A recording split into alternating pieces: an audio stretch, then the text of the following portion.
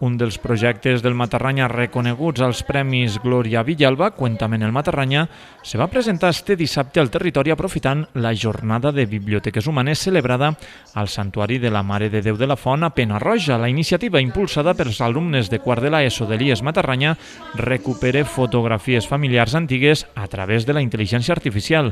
Els estudiants han treballat en 59 fotografies antigues de famílies i veïns de la comarca. Les han restaurat i animat digitalment perquè tornen a cobrar vida dècades després.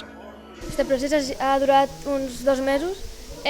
Primer vam fer una recolecta de fotos de nostres avis, dels nostres veïns, i després ja vam fer les fotos que trobàvem millor, les vam recortar i en 2 aplicacions d'intel·ligència artificial les vam ficar, les vam analitzar i aquesta aplicació les va suavitzar la cara, perfeccionar els detalls de la roba, dels píxels, i llavors l'última aplicació que vam utilitzar va ser MyHeritage, que a part de que convertia les fotos en una qualitat extraordinària, les convertia en vídeo. Per a l'alumnat, el procés ha estat una manera d'aprendre a usar les noves ferramentes digitals en una finalitat més social i cultural.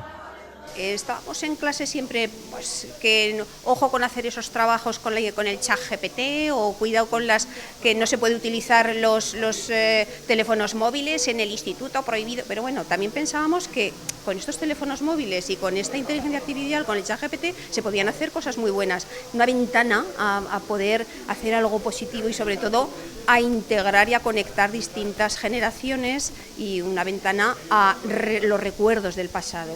Una manera también de conectar a los alumnos con sus abuelos, a rescatar la memoria.